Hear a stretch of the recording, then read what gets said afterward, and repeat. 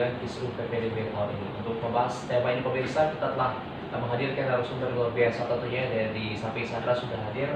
Pertama ada Bapak Dr. JT Parige SHMH selaku pakar hukum. Selamat pagi Bapak. Ya, selamat pagi. Oke, apa kabarnya Pak? Alhamdulillah. Sehat. Ini ceria banget ya, sudah salaman ya Pak ya?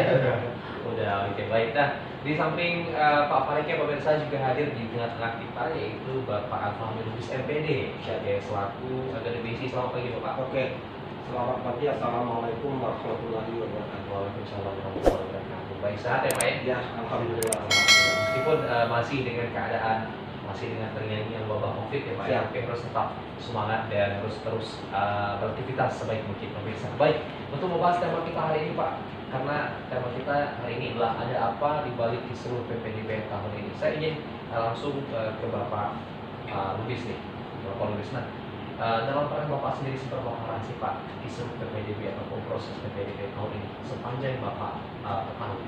Oke, selamat pagi. Assalamualaikum warahmatullahi wabarakatuh. Terkait dengan tema kita pada pagi hari ini yang menyoroti soal kisruh penerimaan peserta didik baru ya, khususnya PPDB yang diselenggarakan di tahun 2020. Jadi begini, PPDB itu kan memasuki tahun yang ketiga pelaksanaannya. Jadi tahun 2020 ini kan tahun ketiga. Jadi proses pelaksanaannya ini dari tahun ke tahun sepertinya tidak mengalami progres. Artinya persoalan-persoalan yang muncul terkait dengan penerimaan peserta didik baru itu dari tahun ke tahun itu terus terjadi. Dan yang menariknya persoalan yang dikeluhkan itu ya itu aja. Tahun kemarin juga seperti itu yang dikeluhkan, tahun ini juga seperti itu. Jadi saya melihat nampaknya pemerintah tidak mengevaluasi mekanisme penerimaan peserta didik baru itu. Kalau dievaluasi kan pasti apa yang terjadi di tahun kemarin seharusnya kan tidak terjadi lagi di tahun ini. Tapi yang muncul selalu berulang-ulang. Jadi persoalan-persoalan terkait dengan PPDB itu yang pertama yaitu tadi adanya keluhan dari orang tua siswa yang ada anak mereka tidak mendapat kuota atau kursi di sekolah yang dituju. Yang kedua misalnya banyaknya misalnya keluhan dari orang tua terkait dengan mekanisme penerimaan itu sendiri yang dikatakan semeraut dan lain sebagainya. Nah inilah yang menjadi persoalan-persoalan setiap tahun kita menggelar penerimaan peserta didik baru.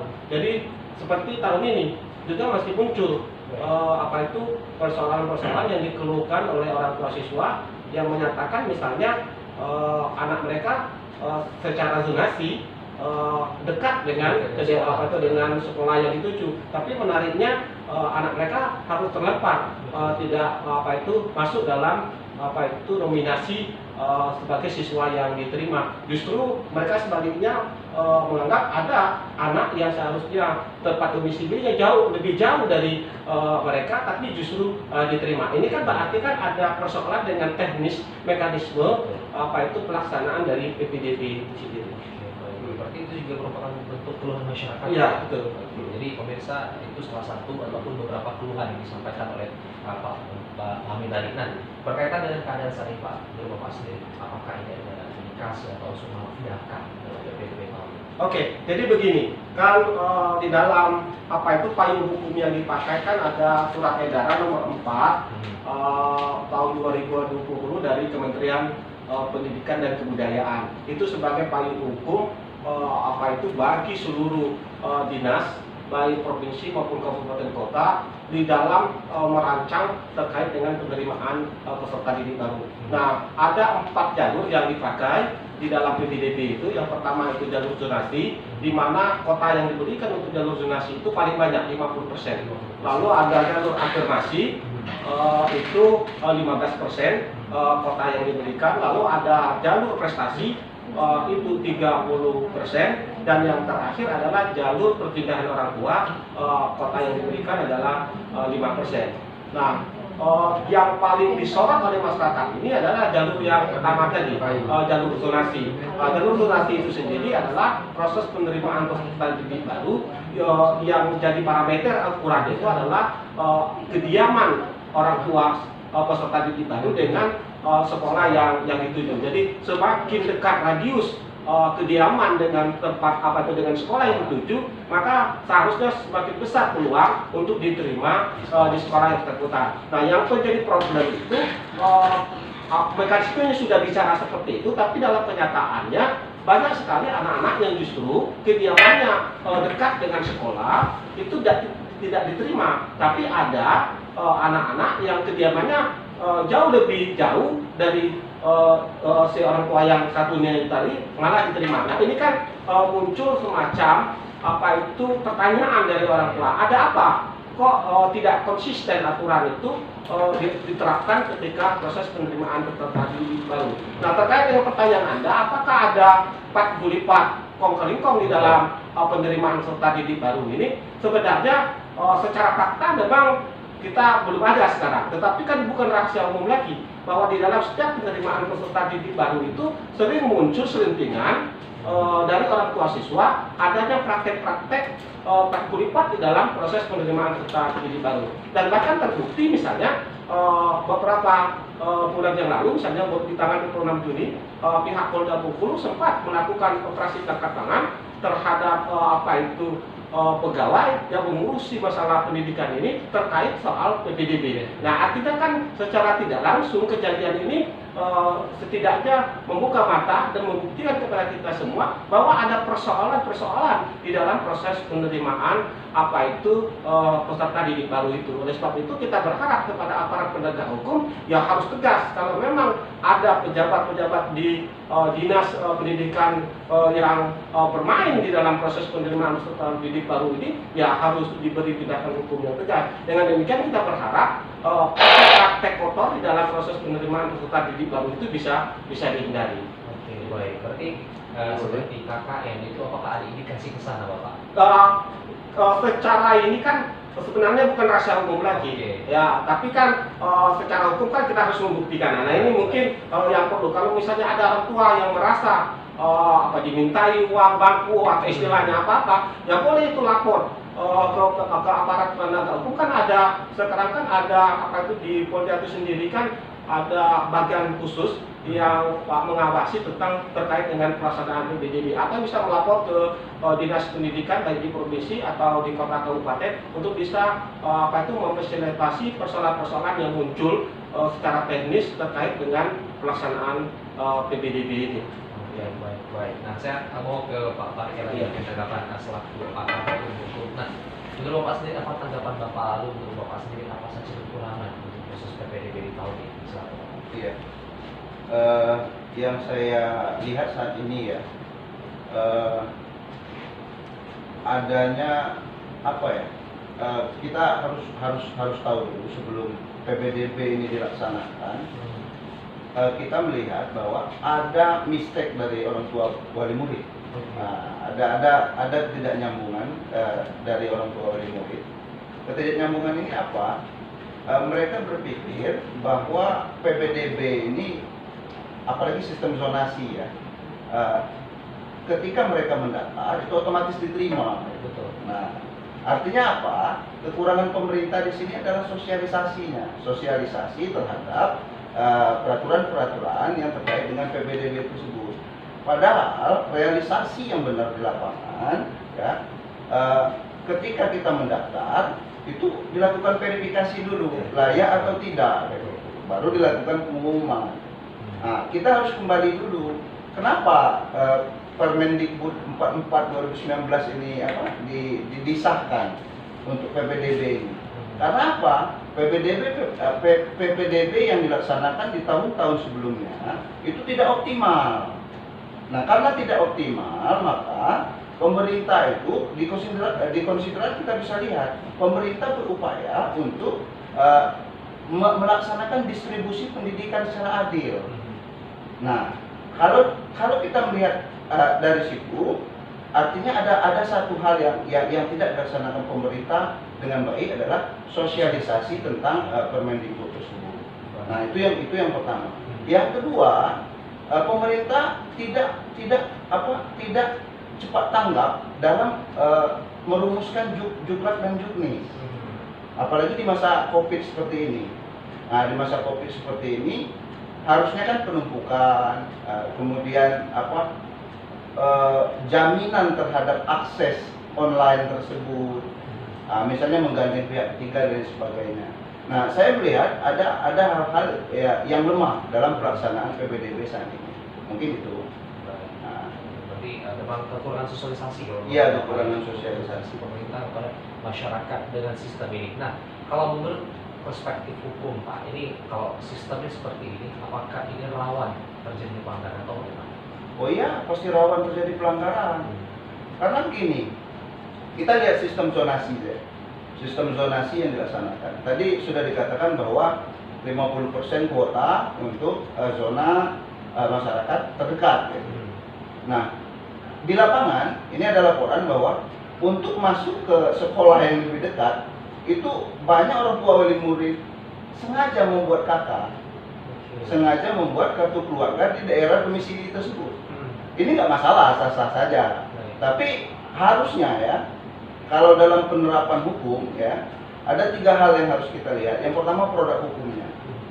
Produk hukumnya ini sudah lengkap atau belum? Iya. Karena di awal kita kan sudah dijamin dalam konstitusi. Akses pendidikan dalam pasal 28C ayat 1 itu semua itu berhak terhadap pelayanan pendidikan, pengetahuan dan teknologi. Kemudian pasal 31 menerangkan bahwa sistem ini harus dilaksanakan dengan undang-undang. Maka keluarlah Undang-Undang Sisdiknas tersebut 2023. Nah, di Undang-Undang Sisdiknas ini kan harus diterapkan juga juklat juknisnya. Makanya keluar Permendikbud tersebut. Nah, itu produk hukum. Kemudian yang kedua, aparat pelaksana. Aparat pelaksana ini misalnya pengguna. Ya, pengguna ini harus tahu kayak gitu. Kemudian apakah sekolah ini siap? Nah, itu yang kedua. Yang ketiga, stakeholder, kontrol sosial ini. Nah, jadi 3 hal ini harus berkaitan. Di mana letak kontrol sosial? Misalnya akademisi gitu. Seperti Bang Fahmi ini kan orang yang sangat berkompeten untuk memberikan tanggapan, kemudian masukan terhadap perbaikan pendidikan ke depannya sebagai akademisi. Nah, terus menggandeng media. Iya, media ini penting. Karena apa? Kontrol sosial ini kan, kalau tidak ada kontrol sosial, maka 2 hal ini tidak bisa ini. Produk hukum yang bagus, kemudian pelaksana bagus, kalau tidak ada kontrol sosial, ya lama-lama, karena masyarakat ini kan ada juga yang nakal. Iya kan? Ya sudahlah. Akhirnya apa? Aparat yang baik, produk hukum yang baik itu dilanggar. Aparatnya jadi tidak baik kayak gitu. Nah, jadi seperti itu. Jadi saya melihat ada 3 hal ini yang perlu kita tekankan untuk pelaksanaan PPDB ke depannya lebih baik. Berarti ada juga landasan hukum yang terkadang sudah ada tetapi diabaikan. Iya, diabaikan di lapangan. Tentu ini juga semakin mendorong adanya KKN ini, Pak. Nah, itu bagaimana tanggapan Bapak terhadap hal ini? Kolusi, korupsi, nepotisme ya. Kita tidak terlalu jauh ke dalam ya. Dimanapun ya, indikasi itu pasti ada. Apalagi yang sekarang ya. Sekarang itu penerimaan peserta didik baru. Tentu ya, kolusi, korupsi, nepotisme itu pasti akan terjadi. Makanya tadi di awal saya terangkan 3 hal ini yang paling berperan itu kontrol sosial. Iya. Bagaimana dinas pendidikan baik provinsi, kabupaten, kota itu bisa menggandeng media untuk mempublikasikan bahwa transparansi yang dilakukan dalam penerimaan peserta didik baru itu benar-benar terlaksana. Memastikan bahwa kolusi, korupsi, nepotisme itu tidak terjadi. Baik. Nah, tadi juga Pak Fahmi menyebutkan bahwasanya beberapa bulan yang lalu ada terjadi operasi tangkap tangan oleh Polda Bengkulu. Apakah menurut Bapak sendiri sebagai pakar hukum ini bisa menjadi ukuran bahwasanya memang PPDB ini sangat bermasalah di Bengkulu? Iya, memang di 26 Juni 2020 yang lalu kita sama-sama membaca berita bahwa 3 ASN salah satu SKPD pendidikan di Provinsi Bengkulu ini terjaring ya operasi tangkap tangan yang terkait dengan PBDB tersebut. Cuma saya sebagai orang hukum terlalu dini untuk mengatakan bahwa mereka bersalah karena mereka juga punya hak presumption of innocence. Nah, jadi ada azas praduga bersalah selama proses ini kan prosesnya panjang nih, masih penyelidikan, kemudian penyidikan, beberapa saksi kan kemarin sedang dipanggil ini yang terkait dengan PBDB, kemudian dilimpahkan ke pengadilan, kemudian putusan. Cuma ketika ini terjadi maka indikasi ke arah sana ya dalam kriteria unsur-unsur pidana itu sudah terpenuhi biasanya seperti itu. Apalagi kalimat katanya itu OTT, operasi tangkap tangan. Artinya ada bukti yang disimpan oleh aparat penegak hukum terhadap proses PBDB yang terjadi. Baik. Berarti bisa jadi mengarah ke sana Pak Misalnya Ya. OTT. Baik, ini semakin menarik pemirsa kita membahas lebih dalam tentang isu PBDB di tahun ini. Namun kita harus jeda sejenak dan jangan kemana-mana, tetap bersama kita di Selamat Pagi Bengkulu.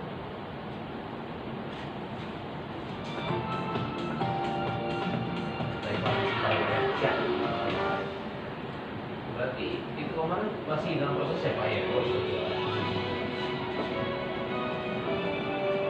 Dia kan ditetapkan menjadi tersangka, baru bisa dikatakan. Nanti seterusnya pun enggak cuma nama Ya, betul.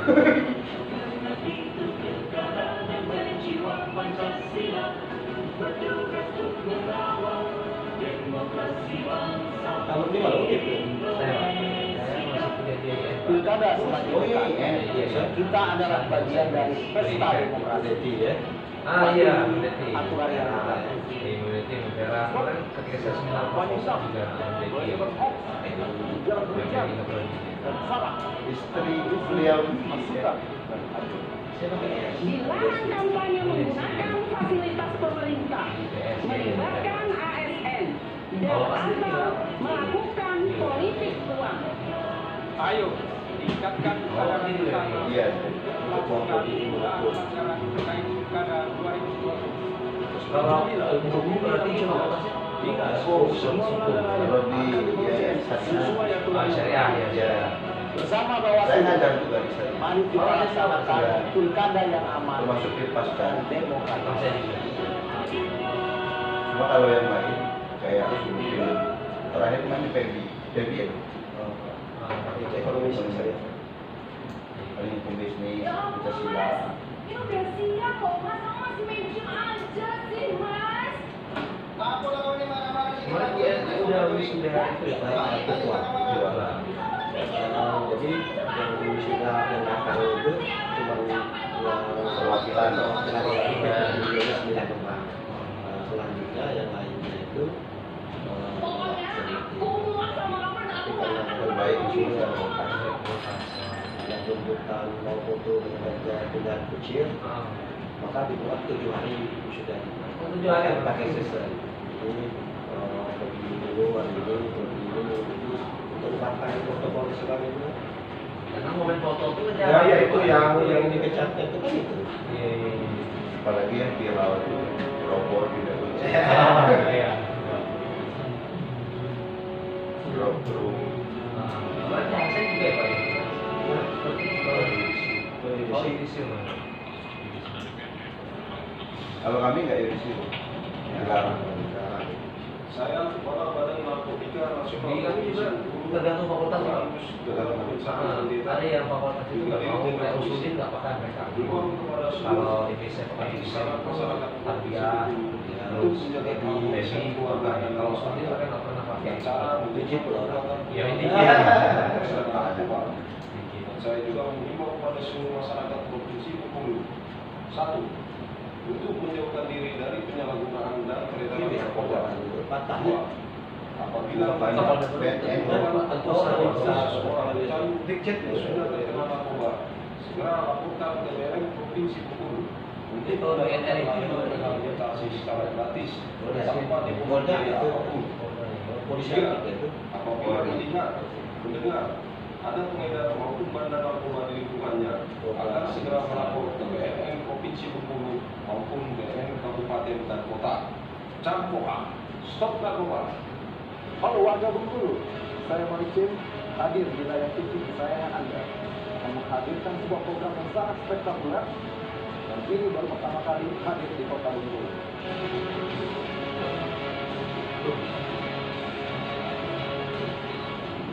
Buka mata Anda, karena Anda ada di tipuan Mako.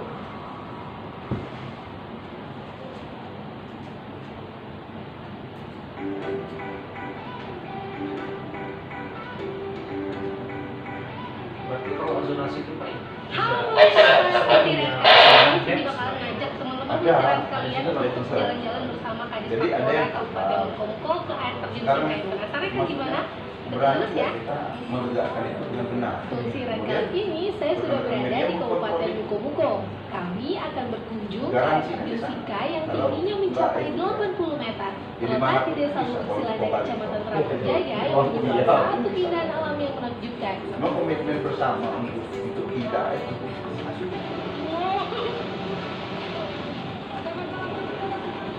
Seperti apa perjalanan saya kali ini? Penasaran kan?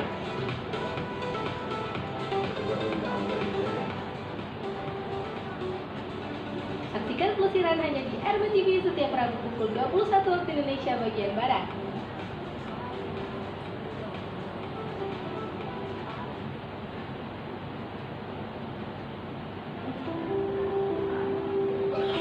Tanpa disadari, virus dapat menyebar di sekitar kita melalui hal yang dilakukan sehari-hari. Virus tersebut dapat menular secara berantai, mulai dari satu orang ke orang yang lain hingga ke orang lainnya lagi, hingga dapat menular ke banyak orang. Orang yang abada.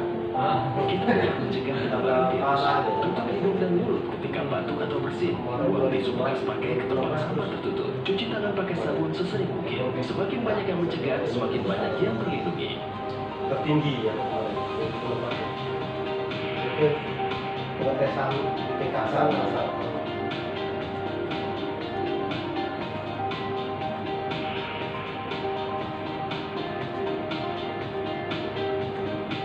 dan lagi Pak. Oke, standby. Ya, terima kasih pemirsa, Anda masih bersama kami dalam program Selamat Pagi Bengkulu dan masih dengan tema kita hari pemirsa itu tentang ada apa di balik isu PPDB dan masih bersama dua narasumber kita di studio. Dan mungkin saya langsung lagi kembali dengan Pak Hamid ya selaku akademisi. Nah, menurut Bapak sendiri sistem zonasi ini menurut Bapak sendiri apakah tepat atau tidak diterapkan? Kemudian apa kelebihan dan kekurangan dari sistem ini? Oke, terima kasih. Jadi begini, sebelum saya menjawab pertanyaan Anda itu, ada rilis dari Ombudsman Republik Indonesia. Dari hasil teman Ombudsman dari tahun ke tahun terkait dengan penerimaan peserta didik baru itu, setidaknya kan ada 3 hal krusial yang terjadi di setiap penerimaan peserta didik baru. Yang pertama itu tadi sudah disinggung oleh Pak Dr. Pareke, terkait dengan lemahnya sosialisasi aturan-aturan yang terkait dengan PPDB.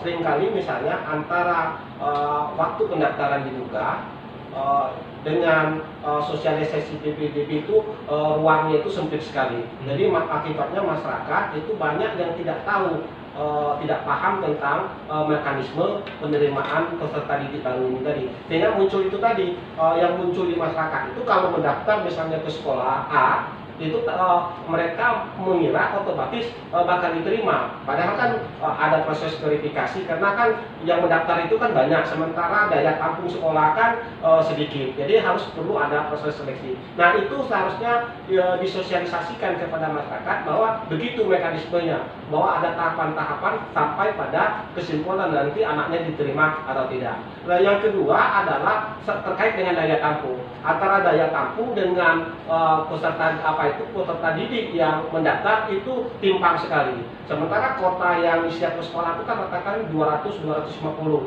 per sekolah itu ke SMA. Sementara pelamarnya sampai ribuan. Akibatnya kan harus ada 700-an lebih yang harus diverifikasi untuk tidak bisa diterima di sekolah tersebut. Nah, oleh sebab itu solusinya adalah pemerintah daerah, baik provinsi, kabupaten, kota, perlu ke depan itu memikirkan pendirian sekolah-sekolah negeri baru, terutama di zona-zona yang padat penduduknya. Dengan demikian bisa diantisipasi untuk tahun berikutnya antara daya tampung dengan peserta didik baru yang mau mendaftar itu bisa lebih seimbang. Kalau yang terjadi sekarang kan timpang sekali antara daya tampung sedikit, sementara yang menyerbu untuk ke sekolah yang bersangkutan banyak sekali. Nah, ini kan salah satu penyebabnya karena kita itu tidak ada penambahan sekolah baru. Sekolah negeri baru, baik di tingkat SMP maupun di tingkat SMA. Lalu yang terakhir, pertemuan ombudsman itu masih ditemukannya praktik-praktik KKN di dalam proses penerimaan peserta didik baru. Nah, oleh sebab itu kalau sudah ada temuan ombudsman 3 persoalan ini yang muncul dari setiap PPDB ke PPDB, seharusnya pemerintah itu harus mengevaluasi untuk tahun berikutnya. Maka yang perlu disiapkan agar tidak terjadi lagi kekisruhan itu ya seperti ini. Nah, itu yang terkait dengan proses PPDB di lapangan. Nah, pertanyaan Anda, apakah sistem zonasi itu efektif atau tidak efektif? Jadi sistem zonasi itu dibuat oleh pemerintah adalah dalam rangka untuk terjadinya pemerataan input pendidikan. Karena selama ini kan muncul ada istilah sekolah favorit, sekolah unggul dan tidak unggul, favorit atau tidak favorit. Nah, ini kan secara salah satu bentuk dari diskriminasi pendidikan, membedakan pendidikan. Karena ada semacam perbedaan antara ini sekolah favorit, ini sekolah tidak favorit. Nah, jadi pemerintah ingin membuat input pemerataan pendidikan itu merata. Jadi tidak ada lagi misalnya SMA 5 dianggap sekolah favorit, SMA 2 SMA favorit, lalu SMA 9, SMA 8 sekolah yang tidak favorit. Tidak lagi. Dalam sistem zonasi itu bisa jadi SMA 8 yang menjadi favorit karena anak-anak usul umum semua yang masuk ke sana. Karena di zonanya perumahan dosen gede misalnya bukan lagi SMA 5 ya, karena anak-anak yang usul umum itu banyak yang sekolah karena zonasinya di SMA 8. Jadi ada pemerataan input pendidikan. Yang kedua adalah untuk memangkas adanya proses diskriminasi itu tadi, istilah favorit dan tidak favorit. Nah, memang ada kelemahan, di samping ada kelebihan ya tadi, sistem zonasi itu ada kelemahan. Kelemahannya apa? Itu tadi, misalnya aturan tentang jarak ini masih menimbulkan interpretasi yang macam-macam di dalam masyarakat. Jadi yang muncul persepsi dari masyarakat itu kan semakin dekat kediaman mereka dengan sekolah itu kan kalau menurut sistem zonasi mereka kan harusnya diterima. Tapi kan di dalam prakteknya tidak seperti itu. Artinya justru misalnya ada yang jaraknya jauh lebih jauh malah diterima jauh, sementara misalnya calon peserta didik yang lain yang jauh lebih dekat misalnya tidak diterima. Artinya kan ada persoalan di teknis mekanisme aturan itu sendiri, konsistensi di dalam penegakan aturan itu sendiri. Jadi itu yang perlu. Lalu kan di dalam peraturan Permendikbud 4 itu yang terbaru itu ya, yang dari dasar untuk tahun 2020 ini, Permendikbud surat edaran Kemendikbud nomor 4 tahun 2020 tentang mekanisme penerimaan peserta didik baru dengan memenuhi protokol kesehatan itu. Nah, di situ disebutkan di dalam Permendikbud itu bahwa sistem zonasi itu sudah ada perubahan. Yang dulunya kotanya itu sampai 70% untuk zonasi, sekarang kan sudah dikurangi karena ada keluhan dari masyarakat. Dulu misalnya anaknya yang berprestasi, yang UN-nya besar, malah tidak diterima di sekolah yang ingin dituju. Maka sudah ada perubahan formula sebenarnya ya untuk menampung keluhan-keluhan yang terjadi di masyarakat selama ini.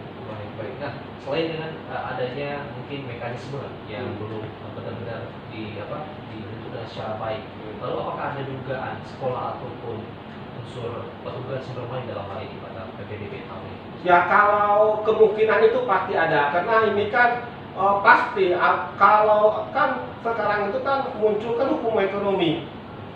demand and supply. Jadi orang itu kan berlomba-lomba untuk memasukkan anaknya ke sekolah negeri. Karena masih ada image sekarang di masyarakat itu bahwa sekolah negeri itu sekolah yang paling baik lah ya. Jadi apapun dilakukan oleh orang tua untuk bisa anaknya sekolah di sekolah negeri. Padahal sebenarnya kan ada alternatif. Kalau tidak diterima di sekolah negeri, maka bisa di sekolah swasta. Karena bagaimanapun sekolah swasta itu harus juga dijaga keberadaannya, keberlangsungannya. Kalau semua anak ditampung di sekolah negeri, bagaimana masa depan sekolah-sekolah swasta ini? Mereka itu kan butuh siswa juga untuk menggaji guru-gurunya di sana, dan mereka itu kan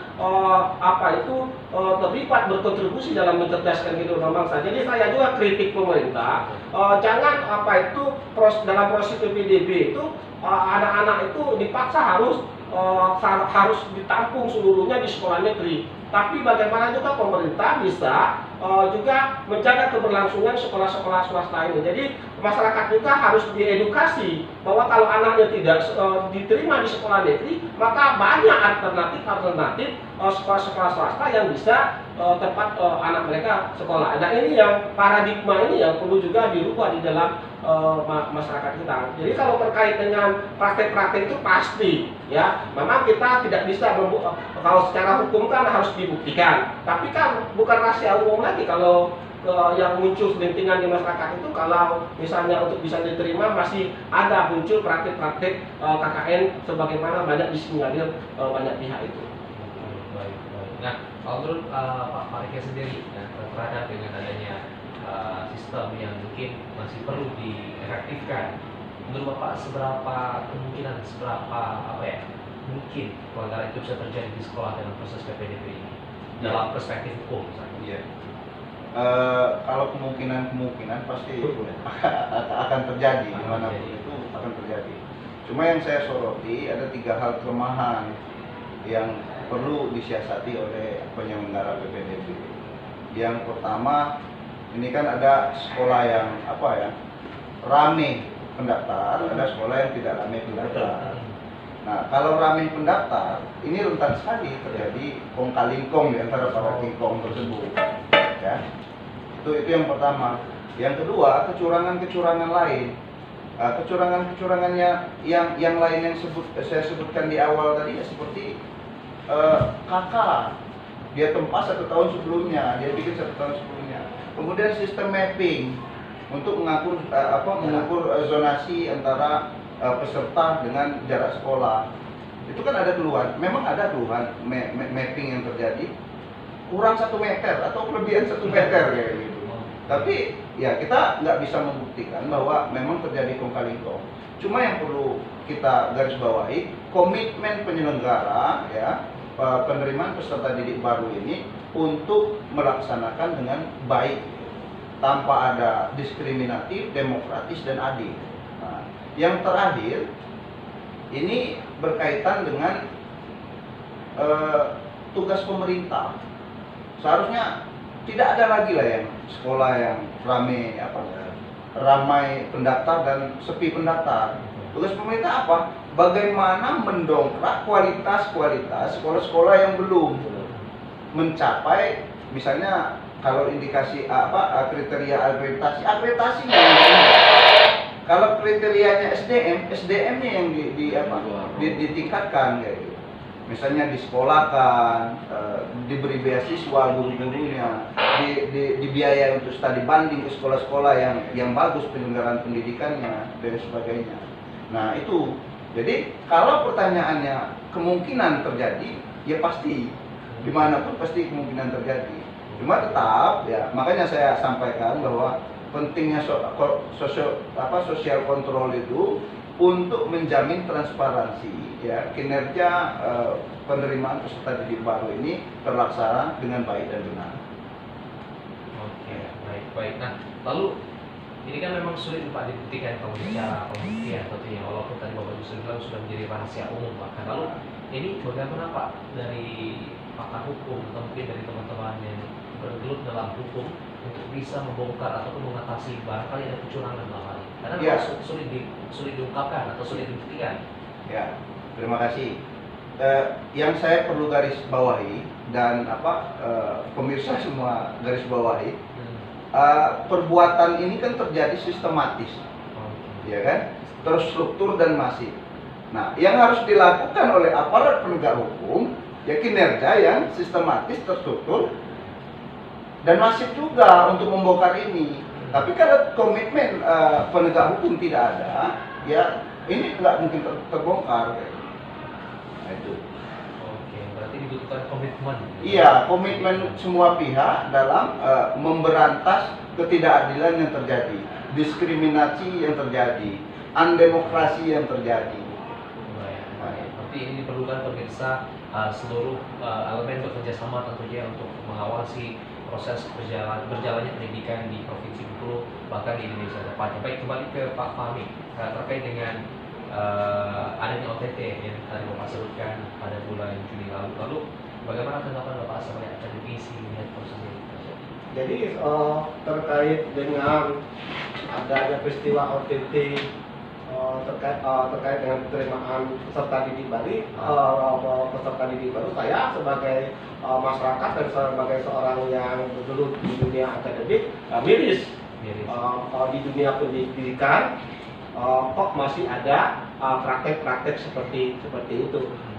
Bagaimana kita berharap nanti produk-produk pendidikan ini bisa menghasilkan orang-orang yang berintegritas, orang-orang yang punya moralitas. Kalau untuk masuknya dan inputnya saja sudah menggunakan cara-cara yang kotor seperti itu. Jadi ini tamparan keras buat dunia pendidikan kita. Dan oleh sebab itu saya mendorong aparat penegak hukum dalam hal ini kepolisian ya untuk bisa bahwa kasus ini bisa dijadikan entry point untuk mengungkap kedok yang lebih besar terkait dengan kemungkinan praktek yang muncul dalam penerimaan peserta didik baru. Kalau nggak salah saya dulu kan sudah dibentuk yang namanya siberpungli di Polda dan di Polres. Yang tugas dari siberpungli ini adalah khusus untuk menangani dugaan-dugaan pungli di dalam pelayanan publik. Nah, pendidikan itu kan termasuk dalam domainnya pelayanan publik. Nah, oleh sebab itu saya mendorong kepada aparat kepolisian, terutama Polda dan Polres, untuk bisa menggerakkan Satgas siberpungli ini dalam hal menangani pungli-pungli dalam pelayanan masyarakat. Dengan adanya OTT itu secara tidak langsung kan memberikan konfirmasi kepada masyarakat bahwa apa yang disinyalir selama ini bahwa ada 4 gulipat di dalam proses penerimaan peserta didik baru itu kan bisa menjadi terbukti jawabannya ya. Walaupun kita sampai hari ini masih menunggu dari pihak aparat keamanan bagaimana kelanjutan kasus itu kemarin, apakah terbukti atau tidak. Tapi setidaknya dengan adanya peristiwa itu memberikan konfirmasi kepada masyarakat bahwa apa yang disiarkan selama ini adanya carut marut di dalam proses penerimaan peserta didik baru itu memang benar adanya. Oke, baik. Nah, jadi ini perlu digerakkan siberpungli ini untuk lebih aktif lagi. Betul. Lalu dari pandangan hukum Bapak ini bagaimana partisipasi masyarakat, terutama wali murid dalam mengatasi praktik pungli atau suku Joko itu? Iya. Sederhananya begini ya, saya sering di kelas menyampaikan ke mahasiswa, kalau kita maling ya, katakanlah makan bakwan ya, makan bakwan 3, makan bakwan 5, kita bayar 1 kayak gitu. Kita tahu ibu kantinnya siapa kayak gitu. Tapi kalau kita ngambil formasi orang lain ya, katakanlah ini formasi si A ya. Selama itu ketidakadilan yang terjadi terhadap si A, kemudian kezaliman yang kita lakukan terhadap si A, itu berjalan selama kita sekolah di sana. Nah, begitu juga siapa yang menyuap, kemudian siapa yang disuap, itu sama-sama berdosa terhadap tindakan yang dilakukan. Coba kalau kita masyarakat cerdas, ya kita nggak melakukan. Kalau nggak diterima, kita cari alternatif sekolah lain yang kira-kira kualitasnya bagus atau satu tingkat di bawah itu. Nah, itu yang pertama. Yang kedua, kontrol sosial yang seperti apa yang kita harapkan di sini? Kontrol sosial yang seperti apa? Maksudnya begini, komitmen pemerintah juga. Apakah ingin menggandeng pihak ketiga atau hanya kontrol melekat? Kontrol melekat itu kan atasan ya.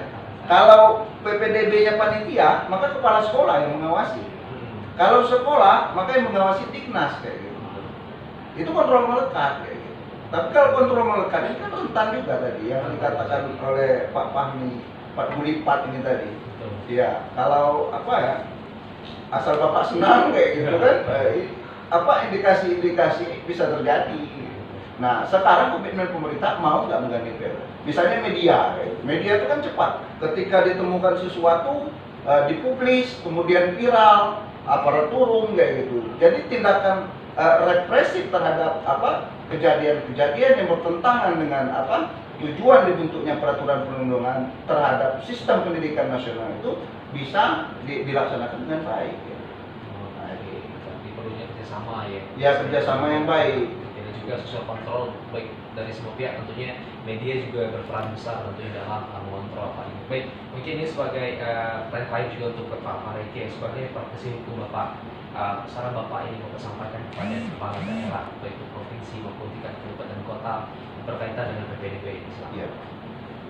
Baik, kalau dalam hukum itu kan setiap peraturan perundang-undangan disahkan, maka setiap warga masyarakat diwajibkan untuk tahu kayak gitu.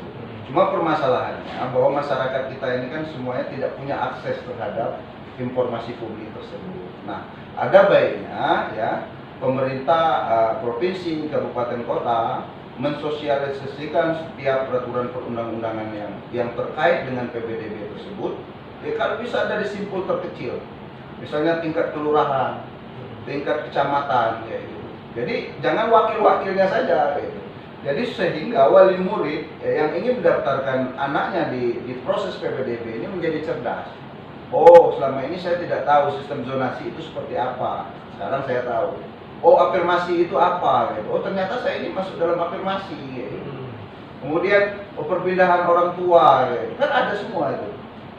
Terus jalur prestasi, apa saja jalur prestasi? Kebanyakan itu masyarakat tidak tahu. Gitu. Bahkan ketika dia ingin mendaftar itu, dia tanya, oke, kalau yang memberikan informasi itu baik, kalau yang memberikan informasi itu menyesatkan. Nah, itu yang pertama. Yang kedua, pemerintah daerah untuk menghindari penumpukan di satu sekolah, ya, silakan untuk mencari formulasi agar atau instrumen hukum agar sekolah-sekolah swasta itu bisa meningkatkan prestasinya sehingga menjadi incaran dari mahasiswa atau siswa-siswa didik baru. Nah, yang terakhir untuk aparat penegak hukum, tadi sudah disinggung sama Bang Fahmi bahwa bagaimana saber pungli ini harus difungsikan.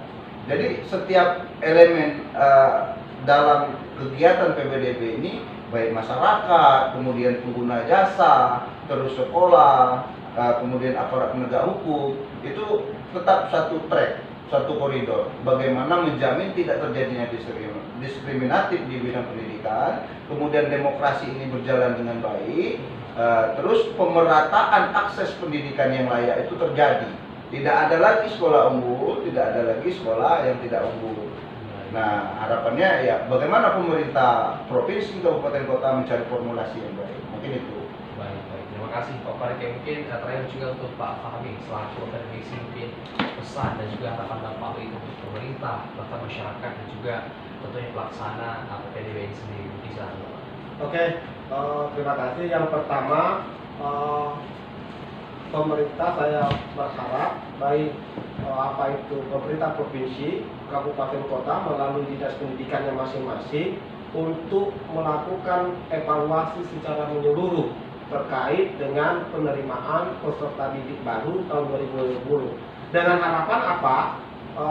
Diidentifikasi problem-problem yang muncul dari tahun ke tahun terkait dengan PPDB. Nah, dengan harapan untuk tahun 2001, PPDB 2021 berarti tidak terjadi lagi apa yang menjadi keluhan orang tua siswa terkait dengan penerimaan peserta didik baru ini. Jadi itu yang paling penting itu dievaluasi. Kalau tidak ada proses evaluasi, maka sampai kapanpun dari tahun ke tahun kisruh seperti ini terus terjadi. Nah, dan ini kan sangat tidak baik. Oleh sebab itu harus ada evaluasi menyeluruh setiap aspek, baik aspek teknis maupun aspek non teknis terkait dengan penerimaan peserta didik baru. Itu yang pertama. Yang kedua, saya berharap pemerintah provinsi, kabupaten, kota harus ada program penambahan sekolah negeri baru. Nah, ini untuk menghindari agar tidak terjadi penumpukan peserta didik baru terhadap sekolah-sekolah tertentu, terutama diprioritaskan di zona-zona yang padat penduduk. Yang selalu menjadi problem itu kan terjadi kekisruhan itu terutama di sekolah-sekolah yang padat penduduk. Artinya animo orang tua untuk menyekolahkan anaknya sangat tinggi, sementara kan daya tampung kan sangat terbatas. Nah, inilah yang sering menimbulkan kekisruhan itu. Nah, oleh sebab itu solusinya kepada pemerintah provinsi maupun kabupaten kota harus ada program penambahan sekolah baru, apakah itu di tingkat SMP, SMA maupun SMK. Itu yang kedua. Yang ketiga, saya sangat berharap sekali karena saya mendapatkan keluhan miris juga bahwa banyak sekolah-sekolah swasta yang bakal gulung tikar ini karena tidak mendapatkan peserta didik baru. Nah, ini kan sesuatu yang sangat ironis, padahal kita tahu sebenarnya tidak ada bedanya antara sekolah negeri dengan sekolah swasta. Mereka itu sama-sama mencerdaskan kehidupan bangsa. Tetapi kan di dalam perlakuannya kita melihat pemerintah tidak fair terhadap sekolah swasta. Memang sekolah itu swadaya, mandiri, tetapi kan harus ada intervensi pemerintah juga untuk menjaga keberlangsungan sekolah-sekolah swasta. Jadi saya berharap sekali, ini pesan juga dari teman-teman yang bergerak di pengelolaan sekolah swasta, agar mereka itu bisa menjadi perhatian pemerintah juga. Karena ada yang sama sekali sampai hari ini belum ada dapat peserta didik baru. Kalau ini yang terjadi, kolab lah. Karena sekolah swasta itu sangat tergantung dengan siswa, karena seluruh pembiayaan pendidikan mereka itu dihasilkan dari peserta didik. Nah, kalau peserta didiknya nggak ada, ya kolab sekolah swasta. Jadi di tengah pandemi seperti ini, kita juga harus berempati juga kepada swasta, dan saya minta ada intervensi khusus dari pemerintah dalam upaya mengantisipasi persoalan-persoalan yang muncul di sekolah swasta ini, terutama belum adanya peserta didik baru yang mendaftar. Itu harus dicari solusi ini, ya. Sementara kita tahu ada sekolah-sekolah yang justru membludak peserta didiknya, dan ini sangat timpang dan tidak fair. Saya pikir itu saran saya kepada pemerintah terkait dengan penerimaan peserta didik baru. Oke, baik pemirsa. Dan dari pemirsa, mungkin pesan juga harapan dari Pak Parike selaku pakar hukum dan juga Pak Fahmi selaku akademisi di Provinsi Bengkulu berharap bahwasanya ada perhatian khusus dari pemerintah dalam bidang pendidikan, karena memang pemirsa, pendidikan merupakan salah satu sektor yang sangat penting dalam membangun bangsa yang lebih maju di depan. Dan memang sebenarnya masih banyak yang saya tanyakan kepada narasumber kita, namun terbatas oleh waktu, kita harus pamit dari pemirsa di rumah. Dan sebelum kita mengucapkan terima kasih banyak Pak Parike telah hadir bersama kita, dan juga Pak Fahmi. Terima kasih sudah menyempatkan waktunya, dan kita semoga berjumpa lagi Pak, kesempatan untuk membahas topik-topik berkenaan dengan pendidikan ataupun lain sebagainya. Dan pemirsa di rumah tentunya terima kasih sudah bersama kami selama 1 jam.